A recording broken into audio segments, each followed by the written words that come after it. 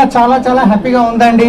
So ఎందుకంటే ఒకప్పుడు ఈ బిజినెస్లోకి రావడానికి ముందు శంషాబాద్ ఎయిర్పోర్ట్లో క్యాబ్ నడిపించి సొంతంగా తర్వాత ట్రావెల్స్ బిజినెస్ పెట్టి దాంట్లో 24 లక్షల అప్పులు అయిపోయి ఇంకా అప్పులు కట్టలేని పరిస్థితిలో సూసైడ్ చేసుకుందాం అన్న వ్యక్తిని, కానీ వెస్టీజ్ అవకాశం వచ్చినప్పుడు నేను కూడా ఫస్ట్ టైం నమ్మలేదు. కానీ ఆ ప్రోడక్ట్ వాడిన తర్వాత ఫ్రీ జాయినింగ్ కదా అని చెప్పి జాయిన్ అయ్యి ప్రోడక్ట్ వాడి బాగుండి మా అప్లయన్స్ మీటింగ్కి రమ్మంటే ఆ మీటింగ్కి వెళ్ళి ఒక నిర్ణయం తీసుకున్నాను.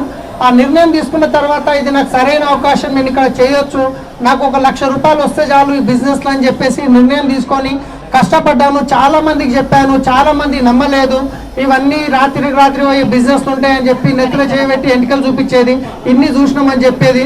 మేము నువ్వు ఇప్పుడు తెలుసు మాకు లాగులు వేసుకున్న పర్సన్ చూస్తున్నామని ఎంతోమంది ఎగతాళి చేసిర్రు. కానీ నేను వాళ్ళ మాట నమ్మలేదు. ఈ ఆపర్చునిటీ ఇచ్చిన వాళ్ళు మా అప్లయన్స్ మా